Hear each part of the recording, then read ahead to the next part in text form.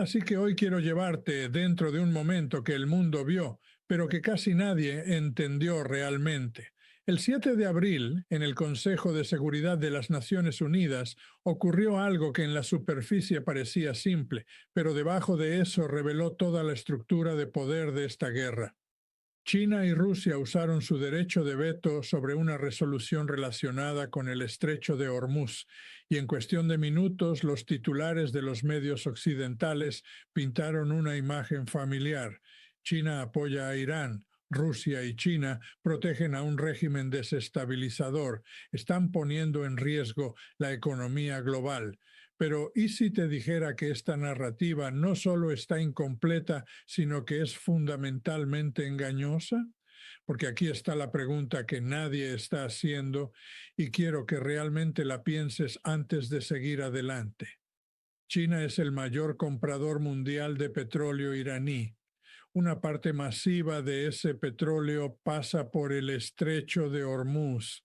Si esa ruta se interrumpe, China es uno de los mayores perdedores del planeta.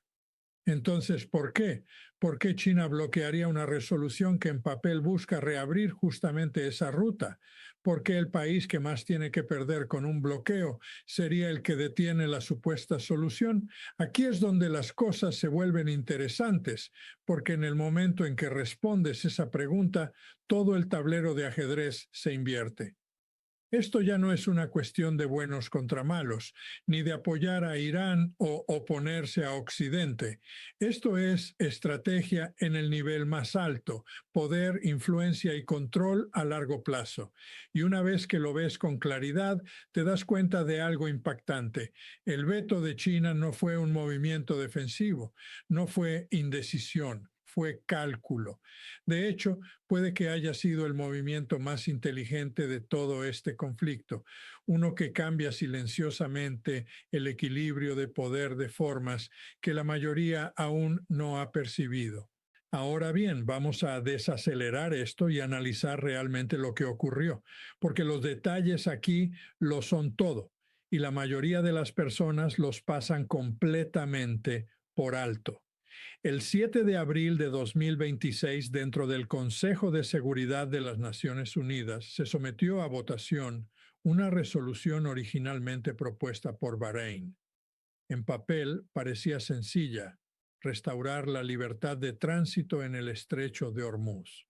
Pero dentro de esa resolución había una frase muy poderosa: todos los medios necesarios.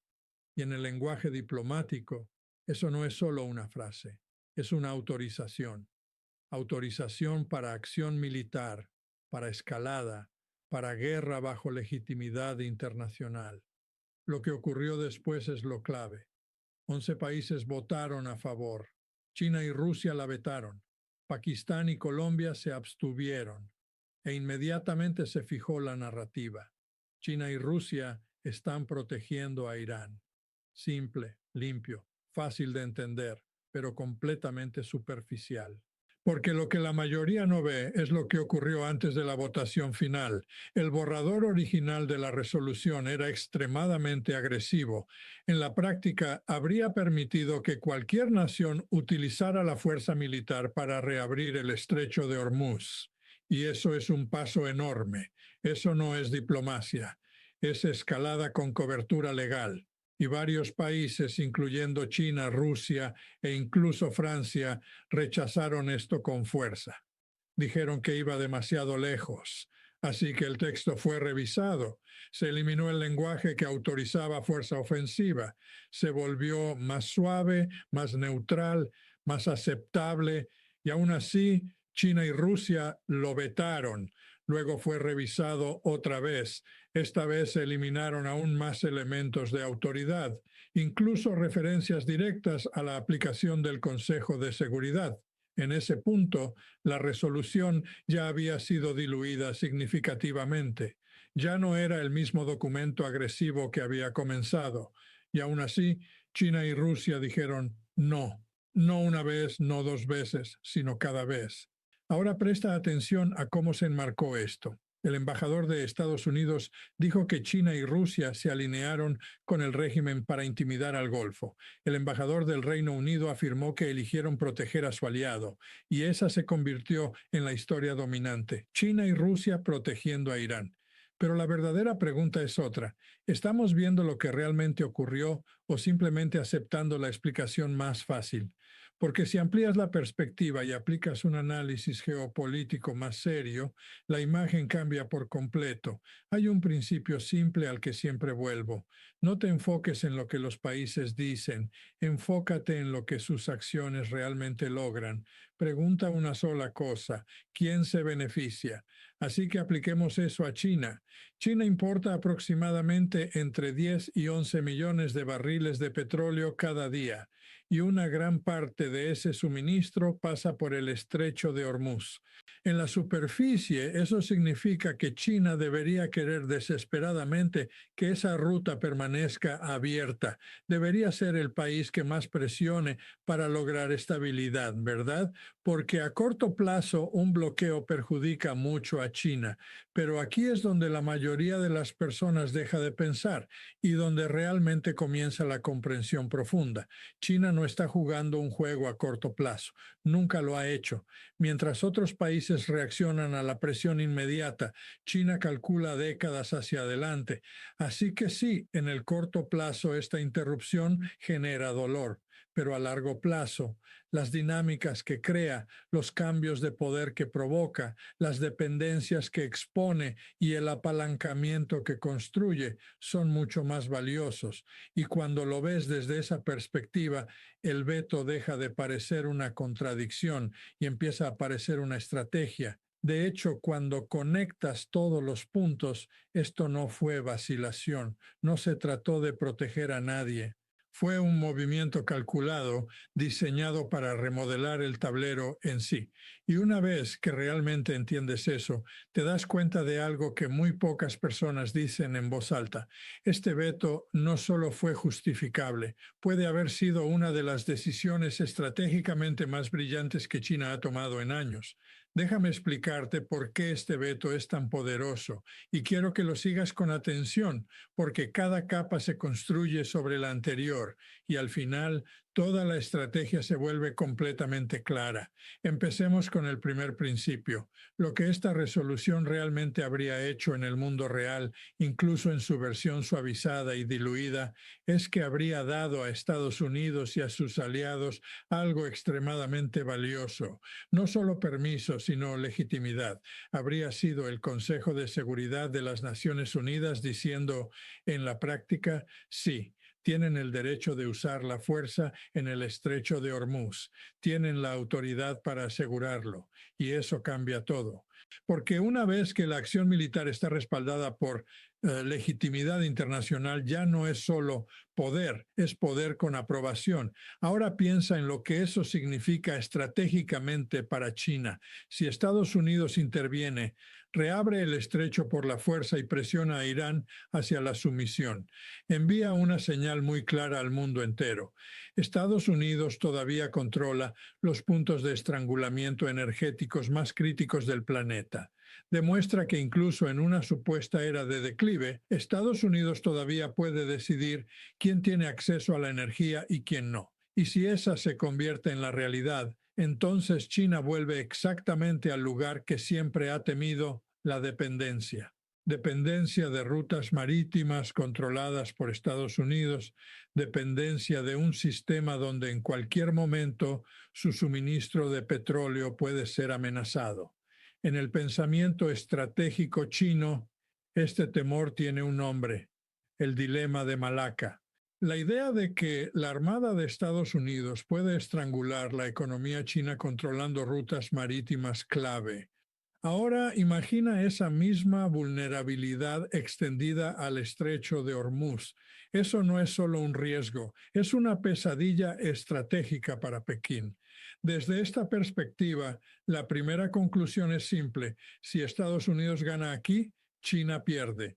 Y si China entiende eso, entonces bloquear la resolución no es opcional, es necesario. Pero ahora pasemos a la segunda capa, porque aquí es donde se vuelve realmente fascinante.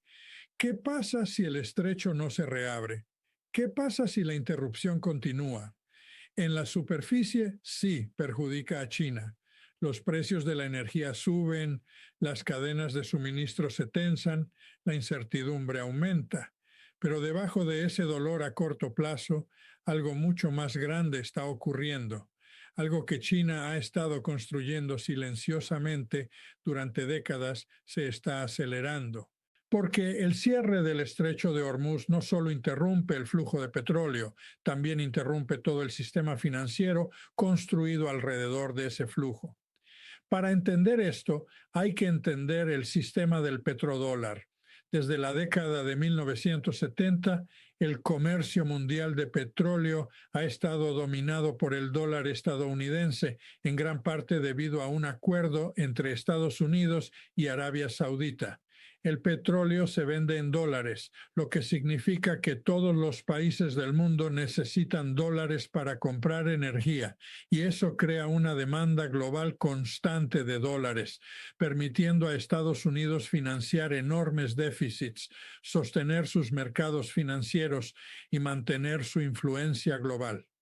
En términos simples, el dólar no es solo una moneda, es la base del poder estadounidense. Ahora aquí es donde la interrupción lo cambia todo. Si el estrecho de Hormuz permanece inestable o parcialmente cerrado, los países del Golfo tienen dificultades para exportar petróleo de manera eficiente. El flujo de petrodólares comienza a debilitarse. Esos dólares dejan de reciclarse hacia activos estadounidenses, hacia mercados bursátiles, hacia inversiones tecnológicas, hacia los mismos sistemas que refuerzan el dominio de Estados Unidos. Y a medida que ese sistema empieza a sentir presión, los países del mundo comienzan a hacerse una pregunta muy peligrosa. ¿Y si ya no necesitamos el dólar? Y aquí es exactamente donde entra la estrategia a largo plazo de China, porque durante años China ha estado construyendo alternativas, mecanismos de comercio de petróleo respaldados por la ONU, sistemas de pago transfronterizos vinculados a la iniciativa de la Franja y la Ruta y una integración energética más profunda con países como Rusia e Irán. Estos sistemas no tienen mucho impacto en un mundo estable dominado por el dólar, pero en un mundo bajo tensión, un mundo donde los sistemas tradicionales comienzan a agrietarse, de repente se vuelven extremadamente atractivos. Así que lo que en la superficie parece una crisis, en realidad es una oportunidad en el fondo. Cada semana que la situación en Hormuz permanece sin resolver, aumenta la presión sobre el sistema basado en el dólar.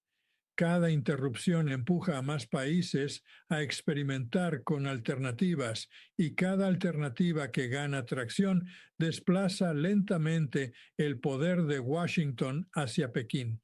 Y esta es la idea clave que la mayoría de las personas no ve. China está dispuesta a absorber dolor a corto plazo a cambio de una transformación a largo plazo, porque si esta tendencia continúa, no solo debilita la influencia estadounidense, sino que reconfigura fundamentalmente el orden económico global. Y en ese nuevo orden, China ya no está reaccionando al sistema, está ayudando a definirlo. Ahora, pasemos a la tercera capa de esta estrategia, porque aquí es donde la mayoría de las personas subestima por completo a China.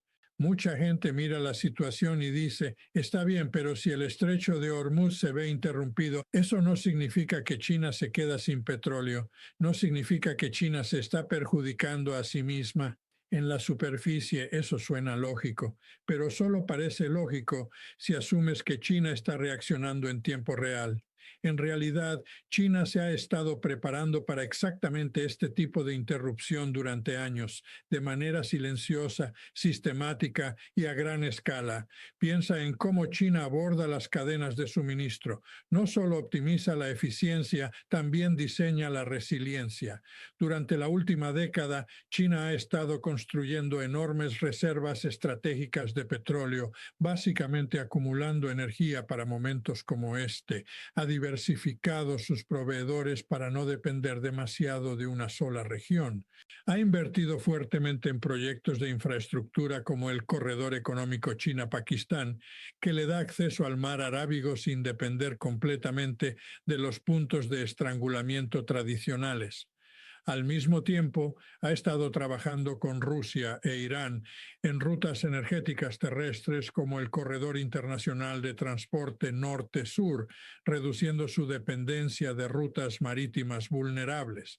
Y quizá lo más importante, China ha estado expandiendo de forma agresiva su capacidad energética interna, solar, eólica y nuclear, a una escala que el mundo nunca había visto. Esto no es solo política climática, es independencia estratégica. Es asegurar que, cuando ocurran interrupciones, China no colapse bajo presión, sino que se adapte. Así que sí, el bloqueo genera dolor a corto plazo, pero aquí está la diferencia clave. China ha planificado ese dolor, tiene amortiguadores, tiene alternativas, tiene redundancia incorporada en su sistema. Y cuando comparas eso con otras grandes economías, Estados Unidos, Europa, Japón, Corea del Sur, muchas de ellas están mucho más expuestas a choques energéticos repentinos. Dependen más de flujos marítimos estables y tienen menos alternativas inmediatas. Así que lo que parece una crisis global, en realidad es una prueba de resistencia, y en esa prueba, China es uno de los actores mejor preparados del tablero. Cada semana que esta situación se prolonga, los sistemas que China ha construido se vuelven más valiosos y el orden marítimo dominado por Estados Unidos pierde un poco más de su centralidad. Ahora vayamos un nivel más profundo, porque aquí entra la parte que casi nadie discute, la dimensión legal y moral del veto. Dentro del Consejo de Seguridad de las Naciones Unidas, el embajador de China, Fu Kong, señaló un punto clave: la resolución no abordaba las causas reales del conflicto.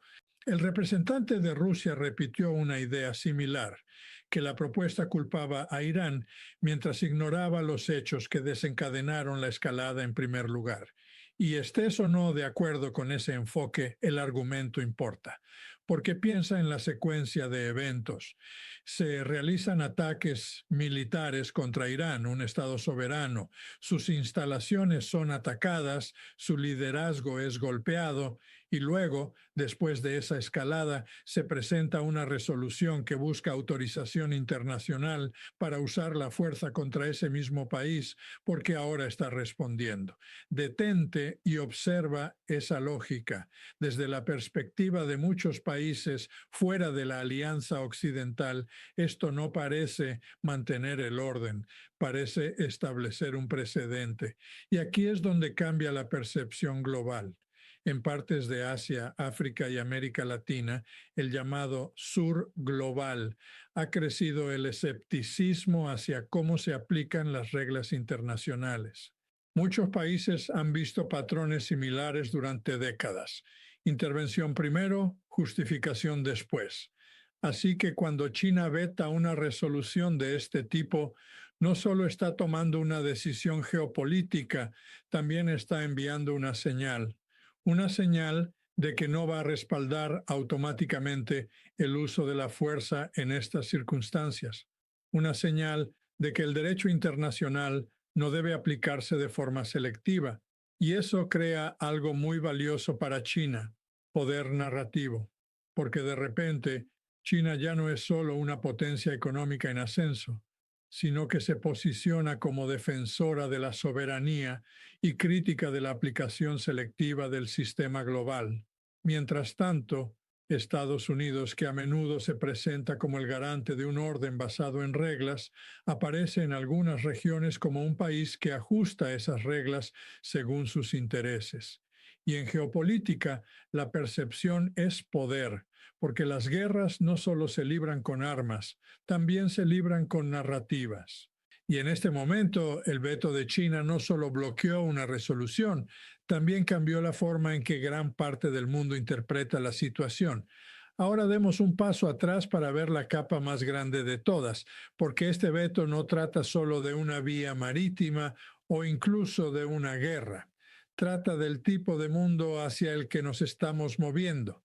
Durante años he argumentado que estamos pasando de un sistema unipolar, donde Estados Unidos domina y establece las reglas, a un sistema multipolar, donde el poder se distribuye entre varias naciones y ningún país puede imponer su voluntad sin resistencia. Y lo ocurrido el 7 de abril en el Consejo de Seguridad de las Naciones Unidas es una de las señales más claras de que esa transición ya no es teórica, está ocurriendo en tiempo real. Porque lo que China y Rusia demostraron con ese veto es algo simple pero poderoso. El Consejo de Seguridad ya no es un sello automático para Estados Unidos. Durante décadas después de la Guerra Fría, Estados Unidos operó con un nivel de libertad global que ningún imperio había tenido antes. Si quería intervenir, podía. Si quería sancionar o aislar, podía. Y si necesitaba legitimidad internacional, a menudo la obtenía porque Rusia estaba debilitada y China aún no había crecido lo suficiente como para desafiar ese sistema. Pero esa era ha terminado y el veto sobre Hormuz lo deja claro, porque aquí tienes una situación en la que Estados Unidos acude a la ONU buscando autorización para algo que presenta como esencial mantener abierto un punto crítico del comercio energético global y falla, no por tecnicismos, no por retrasos procedimentales, sino porque dos grandes potencias dijeron simplemente no. Eso es un cambio estructural en cómo funciona el poder global. Significa que ahora existen límites reales, visibles y ejecutables sobre lo que Estados Unidos puede hacer a través de instituciones internacionales. Y la mayoría de la gente no lo ve porque solo mira misiles, barcos y tropas.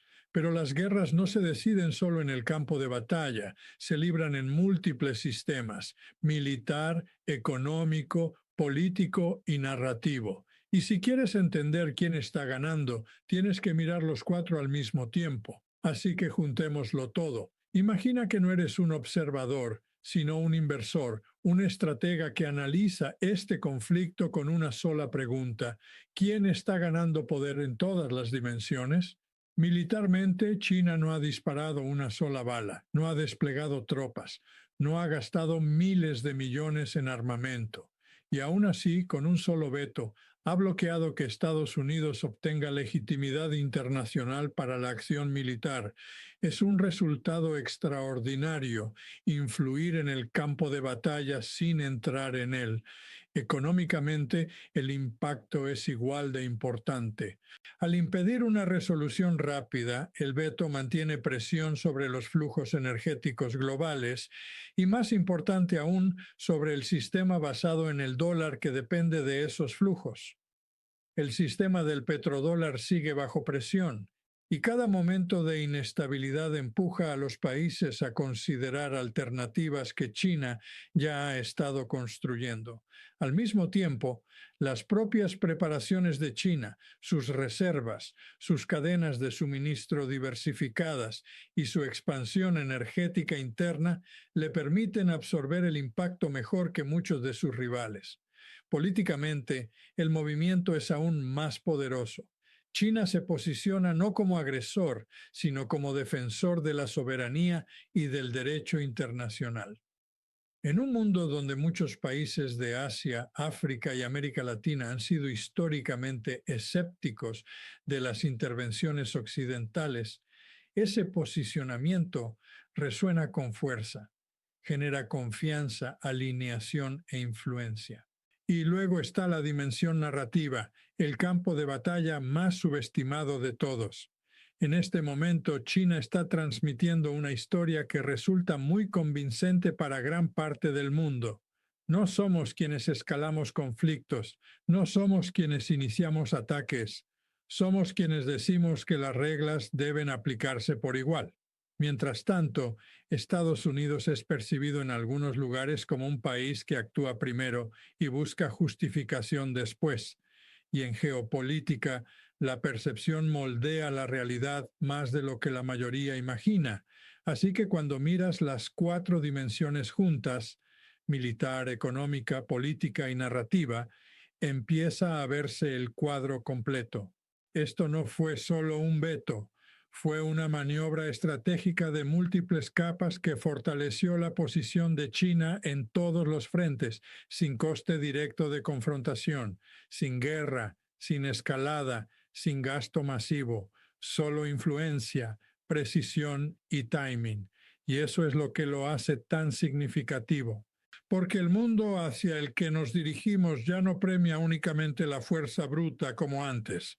El poder hoy no se define solo por ejércitos o armamento, sino por algo mucho más sutil y más efectivo, la capacidad de moldear resultados sin disparar un solo tiro.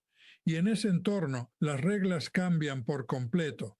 El jugador más fuerte no es el que reacciona más rápido, ni el que golpea más fuerte, sino el que se posiciona con tanta precisión que los demás se ven obligados a reaccionar ante él, el que puede influir en el tablero sin mover visiblemente una sola pieza. Y eso es exactamente lo que acabamos de presenciar. Con una sola decisión, sin misiles, sin despliegues, sin escalada, China no solo respondió a la situación, la redefinió en silencio, limitó las opciones de sus rivales, alteró la trayectoria del conflicto y cambió el equilibrio estratégico, todo sin entrar al campo de batalla.